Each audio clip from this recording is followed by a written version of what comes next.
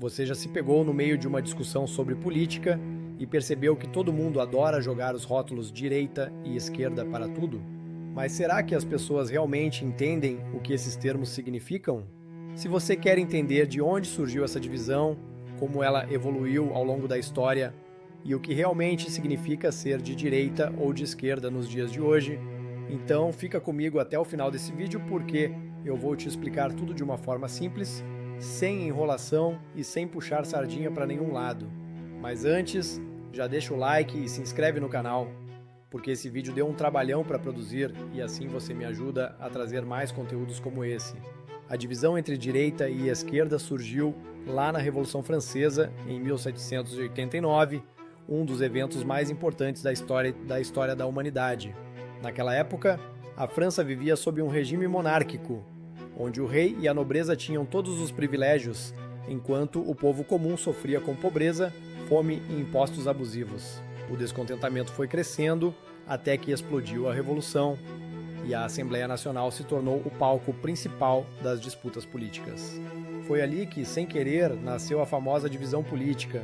Dentro da Assembleia, os deputados que defendiam mudanças radicais para criar uma sociedade mais igualitária, com mais direitos para o povo e menos privilégios para a nobreza, se sentaram à esquerda do salão.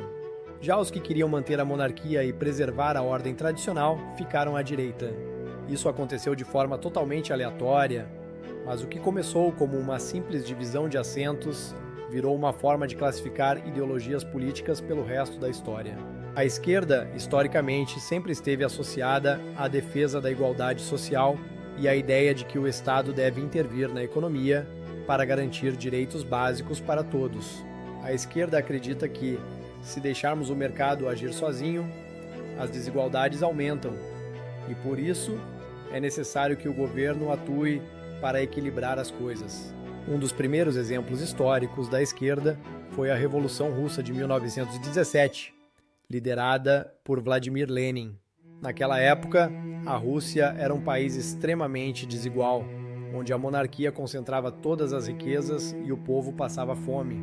Os revolucionários socialistas derrubaram o governo tsarista e criaram um Estado comunista baseado nas ideias de Karl Marx. A partir daí, o mundo começou a ver o socialismo como a principal ideologia da esquerda. No século XX, a esquerda se espalhou por diversas partes do mundo, mas também foi se transformando. Nem toda a esquerda defende o comunismo. Muitas correntes passaram a apoiar um modelo mais moderado, conhecido como social-democracia, onde o capitalismo continua existindo, mas com forte regulação do Estado, para garantir direitos como saúde pública, educação gratuita e proteção trabalhista.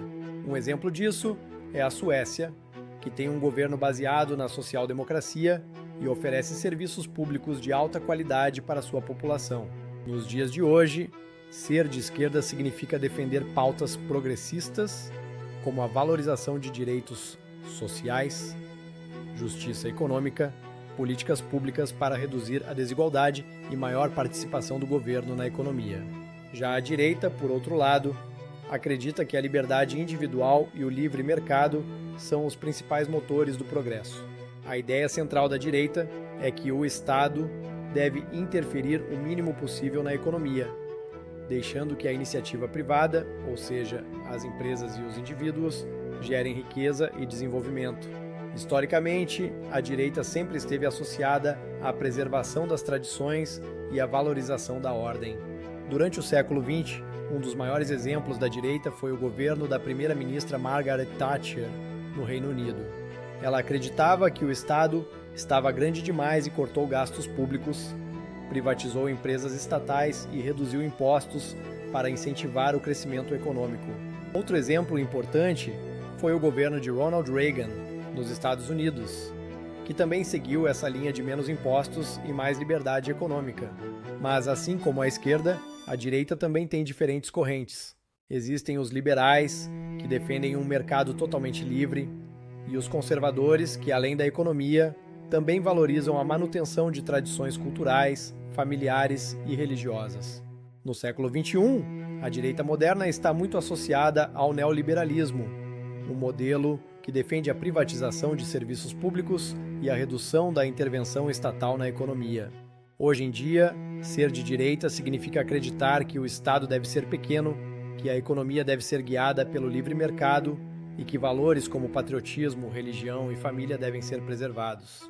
Direita e esquerda se tornaram verdadeiros adversários políticos ao longo da história.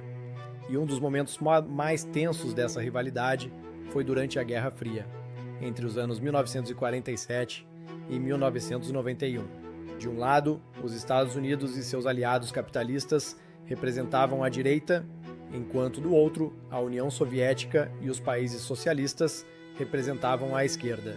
Esse conflito não foi uma guerra direta, mas envolveu uma disputa ideológica, econômica e militar que resultou em diversas guerras pelo mundo, como a Guerra do Vietnã e a Guerra da Coreia. Mas essa polarização não ficou restrita ao passado. Até hoje, em muitos países, direita e esquerda continuam em disputa, e o problema é que muitas vezes essa briga acaba virando uma guerra de rótulos, onde as pessoas se atacam sem realmente entender o que cada lado defende.